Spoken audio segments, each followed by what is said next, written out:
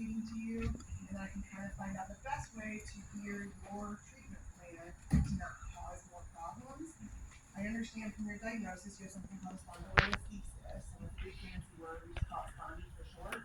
It means that your vertebrae are a little unstable and you're actually getting a little slippage. So instead of these nice stacked up vertebrae, you kind of want it slid forward a little, and that can cause some irritation. And so what we want to do is we want to really build a brace out of your muscles to support your spine, help prevent further slippage, and keep some of that kind of pain discomfort under control. Does that sound okay with you? Okay. So right now, and if you don't know my answer, it's fine. Right now, what are you experiencing with the pain? Well, I appreciate you telling me it's usually hurts me. Okay. And you know, if I have to, a lot of times if I have to climb, sort of like my back a little bit hurts, but it's first to sleep on my stomach. Okay. Are you a stomach sleeper by nature? Yes. Okay. We can work on that. I have a few tips that can kind of help change that a little bit. It takes a little time to change a habit. Do you have any pain that goes down your legs at all? Yeah, on the left side, right down, just kind of past my knee. Okay, is that more numb, tingly, shooting, sharp? It's more tingly. Tingly. Okay. So what we want to do first is we're going to look to see if we can try to get rid. Are you having tingling now? Not while I'm sitting. Okay, so sitting is okay. We'll go on to stand up and kind of take a look at it. You might be able to just tweak a couple of things. Okay. What would you rate your pain right now? 0 to 10. 0 being no pain, 10 so bad you go to the ER. Now that I'm sitting, maybe a 3, but when I walk in, 6. Okay, I'm gonna take a couple notes while we're talking, so we can take notes while we're talking. Okay, so I'm gonna document pain is worse when standing and reaching overhead, discomfort when sleeping on stomach, which is preferred position, improved 3 out of 10 when sitting, and then the pain rating has that when standing. Okay, and then you're done with subjective. Okay, so what I'm gonna have you do is go ahead and stand up for me. We're just gonna stand for just a second. We're gonna take a look and see how your symptoms progress, and sometimes it's really quickly, and sometimes it might take a while, so you just want to get a feel for that. Let me know if you start to feel it coming down your leg. Right, yeah. So right when I stood up, it started, the soreness kind of started in my lower back and just moving through it. Okay. Okay, so the first thing I'm going to do is try to get rid of that, because that means your nerve is getting a little tinged or irritated. And so what we're going to do is a couple movements to see if we can get that numbness and tingling or that pain kind of go up. Sort of like, you know, those balloon animals they make, the clowns make it, the circuses, and they do a dog. If you think of that as your pain and your something's going down your leg, you want to squish it all up to your back. That means your nerve is deep compressed, no pressure, and your nerve is happy. Okay, but when we do that, sometimes it gets a little higher in the back initially because it's all centralized into one spot. We can take care of that, okay? So I just wanted you to be aware. So the first thing I'm going to have you do is just nice and easy.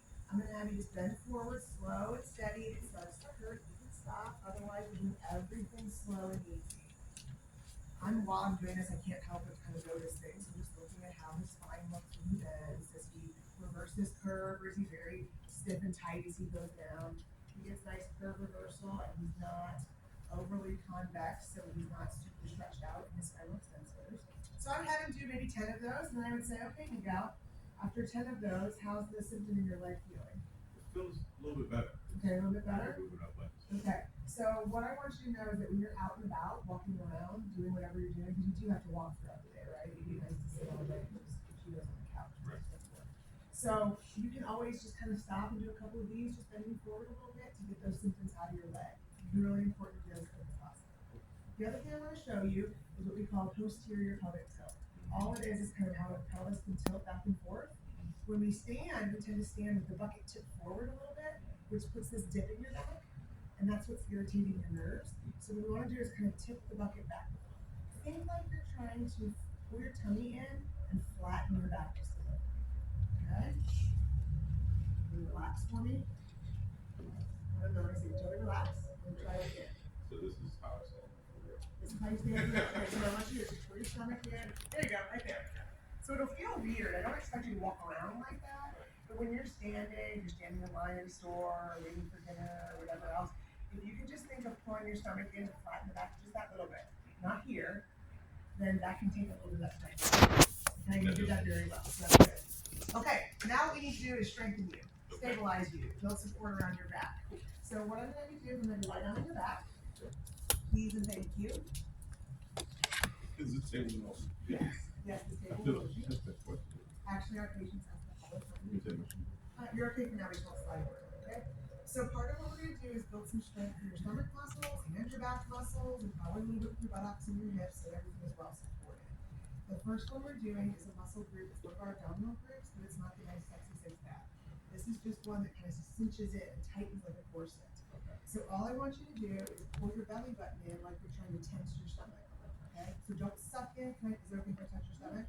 Totally relax. I am very sick. Okay, well, this is all I'm doing. Okay. Okay? So, tense my belly button. There you go. Try not to tilt your hips a whole lot, just pull in a little. Totally relax. You're doing good. There you go. That little tension. Can you see how nothing's really moving? You're just kind of tightening your stomach a little. Good. I want you to hold that about 5 seconds. Totally relax. And tension one more time. So it looks like you're doing that well. You kind of relax here, so you're not tensing your whole body. We're going to do about 10 of those now. Fast forward so you don't have to sit here watching how to do 10. So this is one that you can do all day long. This is not a big mover group. It's a holding and stabilizing group. So honestly, I would like you to do 5-second hold, 10 repetitions, at least 7 to 10 times a day. Now, if you miss a couple, that's fine. But the point is, more is better on this one. Nope, you can do it sitting and standing. When you sit back up, I'm going to make sure you can do it sitting also. Okay? All right, now we're going to do a different group, all right? Now I'm going to have you go ahead, and I want you to kind of tilt your pelvis back like you're trying to smash my hand. That was perfect. Okay. You're like natural. It's like you knew how to do this already. All right? And then, because you're already seeming like you're pretty strong with all this, I want you to keep my hand smashed, and I just want you to pick this knee up like you're marching, and then back down, but don't let that pressure go off my hand, and then do this one.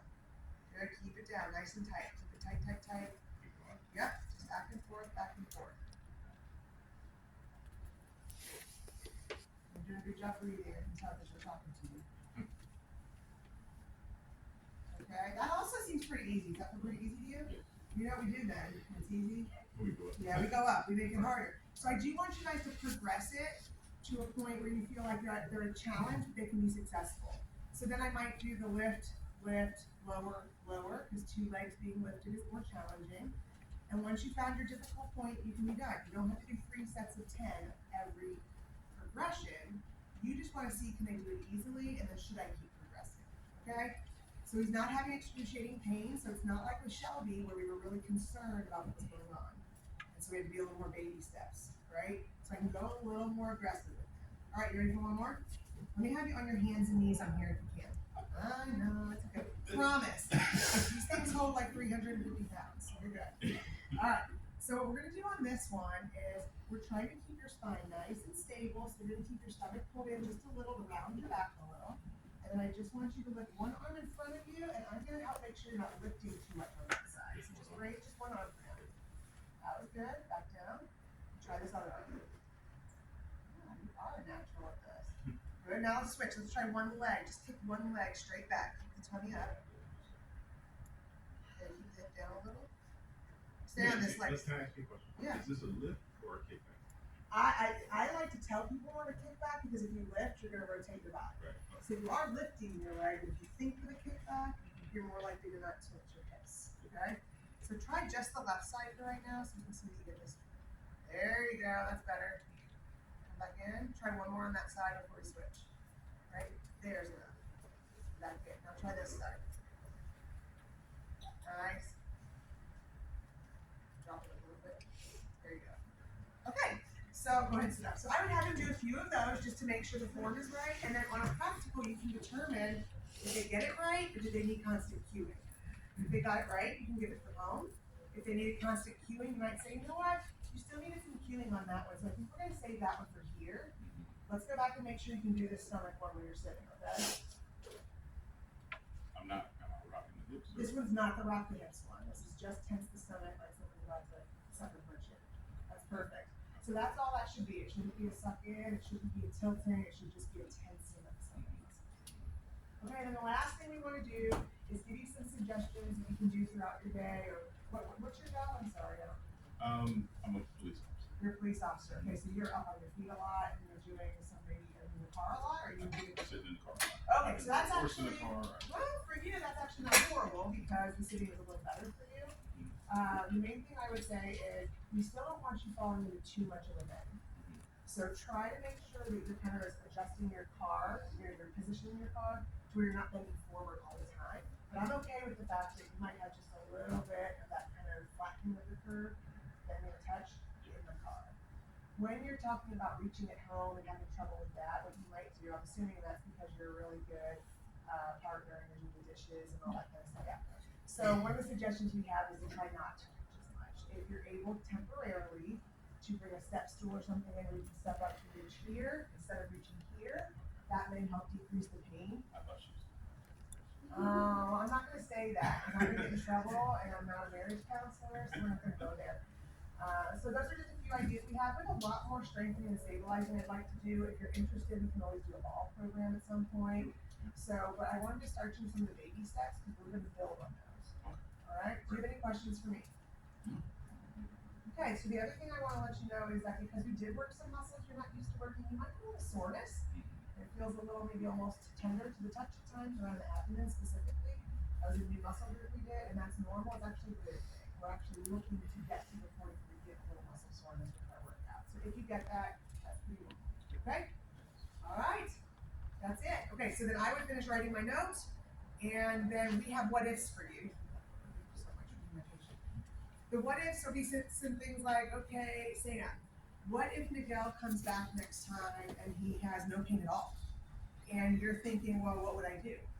That's a good thing, right? But what does that mean you're going to do? Because in your mind, you're like, I have to do centralizing things, and then, so what would I do? Okay? It could be a, what if Miguel comes back and he's had more numbness and tingling in his leg? How would you respond? What if Miguel comes back and his shoulders are really hurting him?